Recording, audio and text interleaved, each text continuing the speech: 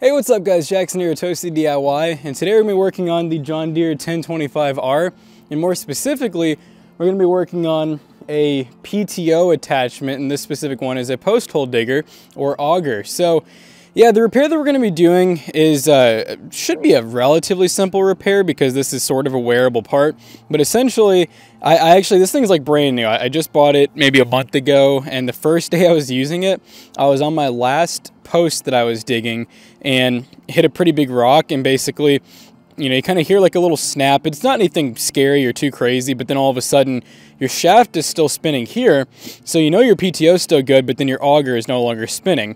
And so basically, there's a bolt inside of here called a shear bolt. All right, so we're going to use a PH2. Make sure you use a good one, just so we don't want to strip these out. And obviously, this shaft is going to try to spin on you, so.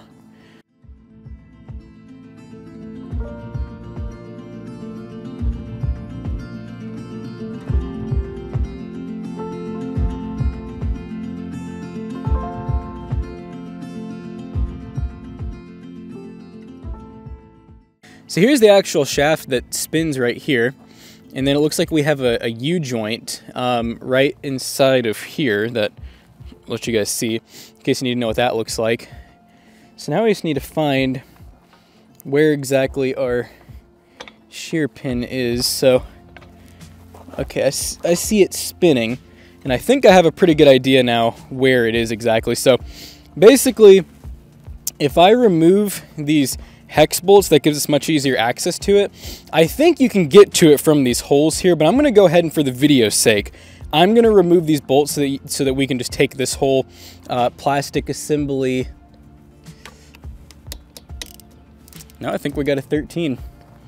So here's what I'm doing. Got my ratchet here, and those aren't super tight, so that's not really a big deal.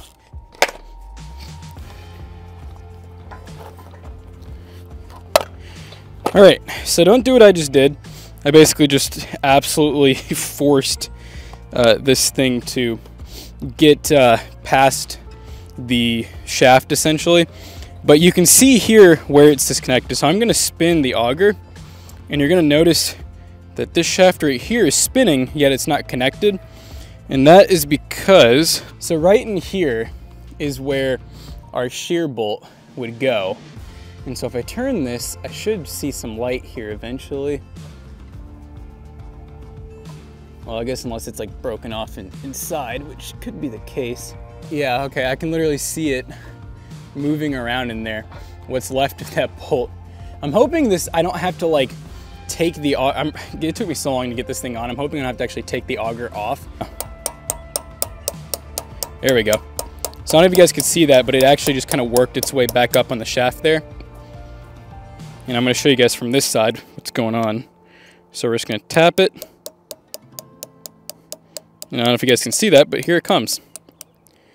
And then my punch is going to kind of take the place of it for now. But although, oh yeah, well, it's still loose, so that's good. That just means that we have it in a spot where it's not trying to slide off. But yeah, this is all that's really holding. So basically, you know, you have your gearbox in here with gear oil. You have your shaft that comes up here, a U-joint here, and then this right here is basically your shear bolt assembly. You'd have a bolt that goes through there, and that's really all that's holding it. So I could separate these two right now, actually, which I guess if you need to service it or something, you know, it's kind of how you would do it. See, I have the PhD 100, but this goes all the way up to the PhD 400, which is pretty nice. So it says we need a 1/4 inch by 2.5 inch grade 2 shear bolt on the PhD 100. If you have a larger one, it's a 3/8 by 3 grade 2. So I'm glad I didn't go with the grade 5 because that probably would have been a little too hard, and there's a good chance we would break something. For the nuts, you just buy the same size. These ones are stainless steel because, once again, just in typical Lowe's fashion, like half of the nuts and bolts were misorganized out of stock, and yeah, I'd already been there looking for like 30 minutes, so I settled. But I obviously would not go to your way to buy a stainless steel, you know, nylon locking nut for this, just because it's designed to break off. And so really everything should be designed to break off, but hey, this nut's definitely gonna hold up just fine. So we're gonna go ahead and, I don't even actually, it's hard to tell if it really even matters. Yeah, it really shouldn't matter which side this goes through on. And in the instructions, it did not specify anything about that, so I'm not too worried about it. But yeah, if you can, go ahead and start this with your finger, which is already kind of proving to be difficult in my case. There we go. All right, so we got to start with our finger. I just didn't want to cross-thread it in, although I guess it really wouldn't matter if you cross-threaded this because it's kind of meant to just break off. I have no clue what sizes were. They look like they might be like an 11. Okay, let's go ahead and start tightening it down. I'm using like the worst tool possible for this. I just didn't feel like going deeper in the garage if I didn't have to. So I'm just holding the back of the nut right now. Or sorry, I'm holding the head of the bolt and I'm twisting the nut at the moment. But we're gonna need something here in a second to hold the back of the bolt, which I can't even really tell what size that is. That might actually be a 10, but it also could still be an 11 or it's a standard size. We'll just get it to where it feels, you know, fairly snug. We obviously don't want to break it off because then we're kind of, I guess we're using the shear bolt manually at that point. But yeah, we should be good there now. So what I'm going to go ahead and do is use this magnetic parts tray here. I'm going to go ahead and start putting stuff back on in reverse orders. I'm going to kick the PTO on here.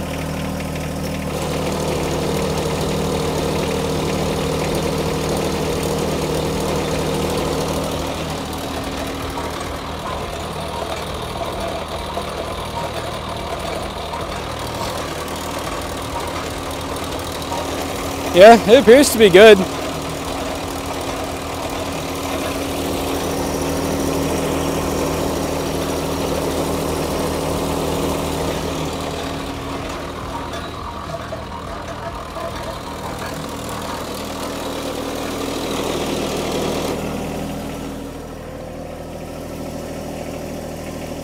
I'm kind of curious. I assume that these chain, I don't know, I guess it's designed to spin with it a little bit.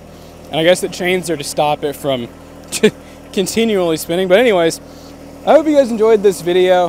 Like I said, next time for future reference, now we know, I wouldn't even take any of this off. I literally would just get right in this hole here. And if you don't have one, maybe drill one yourself. But yeah, that'd be a heck of a lot easier for replacing it. I honestly just wanted you guys to be able to see what I was doing. And I also kind of wanted to see what I was doing a little better too. So hope you guys enjoyed today's video. If you did, let me know in the comment section down below. I will do affiliate links for those bolts that you guys will need for this. And yeah, it helps us out. Thank you guys. Peace out.